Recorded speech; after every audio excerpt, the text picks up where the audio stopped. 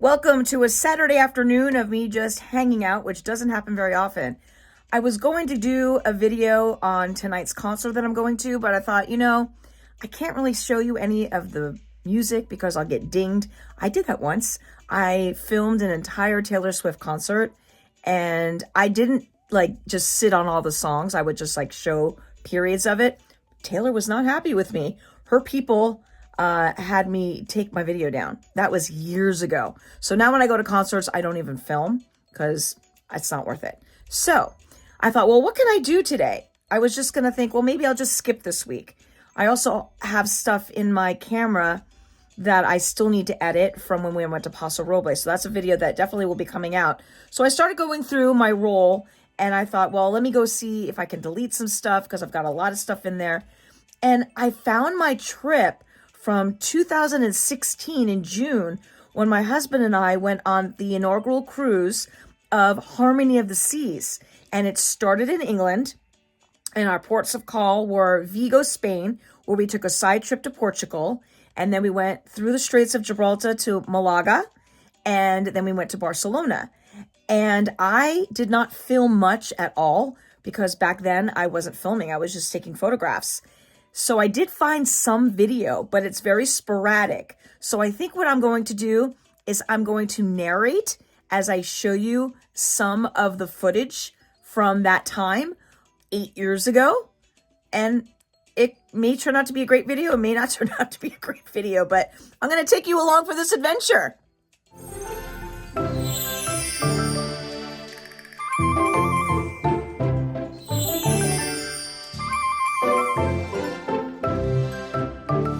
Good morning from Vigo, Spain. We made it. We're getting off the ship soon and going on a bus to go to Portugal on a border town tour. And then after that tour, we will come back into Spain and enjoy the rest of our day in Vigo, Spain and find some tapas. So there's our view from the ship. And we'll have pictures later. Okay, this next portion is when we got off of the ship that day and got on a bus to Portugal as part of our excursion that we paid the cruise line. And this part is actually on the bus with the lady narrating. Dating back to the 19th century, can you see? It was made of iron. And the bridge on the left is at the same time for trains, for cars, and for pedestrians. And sometimes, at the same time, you can see some pedestrians, the train, and some cars. So, welcome to Portugal. Now we are in Portugal. Well, now the relationship between Portugal and Spain is very good. Now it's very good, but not in the past. In the past, the relationship between Portugal and Spain was really awful.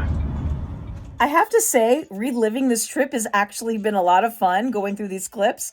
This next clip is when we were in Portugal, and my husband had said, this is what we're going to do. We're going to find a shop that has port. I am looking for the dustiest port from the 1980s. He had a certain year. I think it was 1986 or 85. And I'm looking for that port, and I'm bound and determined to find it. I'm like, yeah, good luck with that, buddy. Well, sure enough, on the very top shelf, we found an old bottle. It was from that year. He bought it for $70 US dollars. And then we saved it until his daughter got married. And we've decided, well, you know what? Before we go down to the hotel to settle in for the wedding, let's open the bottle and make sure it's good before we bring it all the way down there. And I'm so glad we decided to do that because it wasn't good. The cork had all broken up and got inside the bottle. It tasted like vinegary. I was so upset for him that it didn't do well. I ended up actually getting him some bottles from that same year from Dow's to make up for it. But yeah, so that bottle ended up not being good. But the clip you're about to see was another little tiny bottle that we bought of white port. And we're like, oh, let's try the white port. And this is the result of that. So it's 10 o'clock in the morning, Evan? Quarter to 11. Yeah, quarter to 11. And we bought this. It is a white port, and Evan wanted to taste it before he decided whether or not to buy a bottle. So Evan, what's the consensus on the whiteboard? Tastes like cooking sherry. Okay. I say Harvey's Bristol cream.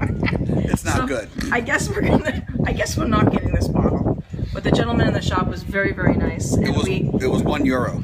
Yeah, €1 he only charged him, and we managed to. He speaks Portuguese, we speak no Portuguese, and very little Spanish, and we were able to communicate with him. So that was pretty cool. Okay, on to the next stop. The next clip is from Malaga, our next stop in the cruise, and the cafe that you see the outside of. We ended up actually sitting outside at that cafe and ordered a whole bunch of stuff. I'm so bummed that I didn't videotape more back then, because I thoroughly enjoyed the Spain trip so much that we want to go back someday and do interior. Like, we want to go to Madrid and some other places we didn't get to go to. But anyway, so all of a sudden, this trio of musicians serenaded us, and that is what you're going to see video of here.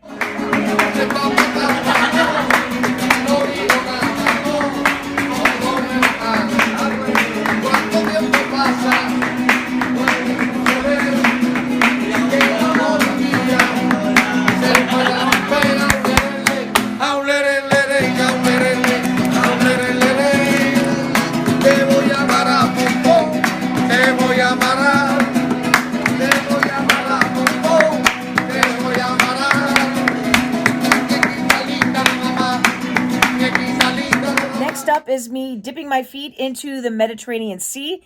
It was this little beach that was right by the port where our ship docked, and that's the next clip. Okay, I am now. This is the Mediterranean Sea. I have my feet in, and it is really cold. Definitely colder than the Atlantic. Pretty cool. I had to dip my feet in. This is the Mediterranean Sea. There's a ship in the background. We just walked around and some shopping. I can officially say that I have been in the Mediterranean Sea. Waiting for me on the beach. Taking pictures. Awesome.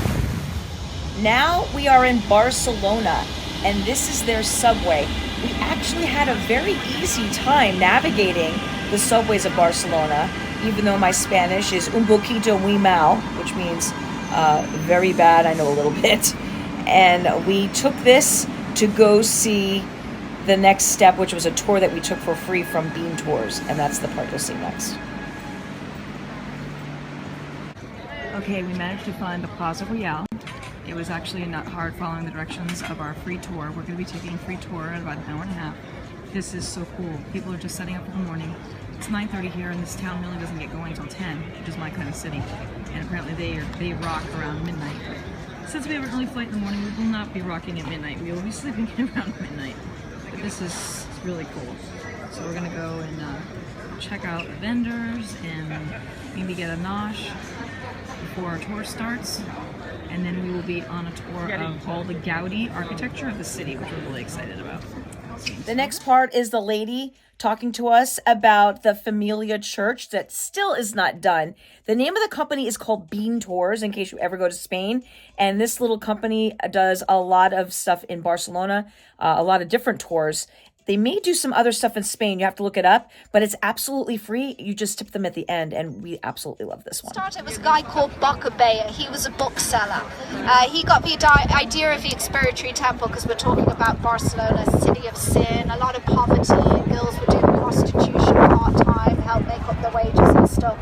So he was the one that applied to commission to the Vatican. They were selling books, they were collecting money, they were getting rich patrons. So not like the entrances nowadays that we pay in, which is a huge budget, but they were working, which was another reason why it went so slow. We're talking about the ladies on their charities. Actually, interesting thing was the Vatican used to take about a quarter of everything they earned back to the Vatican as taxes when they were building the temple. So these tour buses pull in our way and block everything I'm talking about. But here is a really nice view as well. Now this is a passion that tells about the death of Christ. I'm going to show you a drawing. This was done by Gaudi in 1911. after he'd suffered from a life-threatening disease called Maltese fever. Now, he didn't die. He was very inspired by his misery and suffering, and that's when he created the Passion Facade, which is all about misery and suffering, that of Jesus. And Gaudi didn't want to start on this facade because he thought people would criticize it. And I think he made a really good decision, because even today, people don't like this facade as much as they like the other side. I'll let you guys make up your own mind. What she's talking about there is the beginning of that video is the old facade that was built by Gaudi a long, long time ago. And then the back of the church, which they're still working on, that is not 100% built by him. They found drawings that he left behind, and after he died, they continued to work on it. And that's why, if you notice, the sandstone is a lot brighter on the backside because it's much, much newer than the front side. I happen to like the old side better. When she said, decide for yourself, the front side I think is way better, but everyone can make up their own mind. It's a great church. We did not buy tickets to go inside. If we ever go back to Barcelona, I would like to go inside. Next up is my husband's favorite clip. We found ham, prosciutto. You'll see. We found the meat that he likes. Okay, so we found a store with ham. You can actually see the legs still kind of attached. I know there's vegetarians out there. Evan loves this kind of stuff, and so does our friend Dave. So we will get much appreciation out of this video.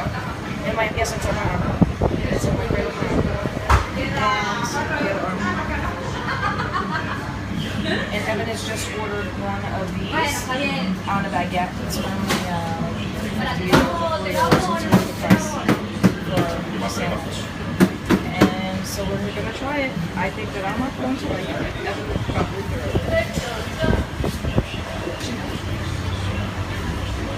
it. We are toasting to a fabulous vacation as it comes to an end. We can't go home with these bottles full because we're afraid it's going to leak in the luggage, so cheers. Here's to a great vacation, and we're coming home with empty bottles. Those were bottles of Heineken given to us by Harmony of the Seas. You can see some of the writing on those bottles. We still have the bottles.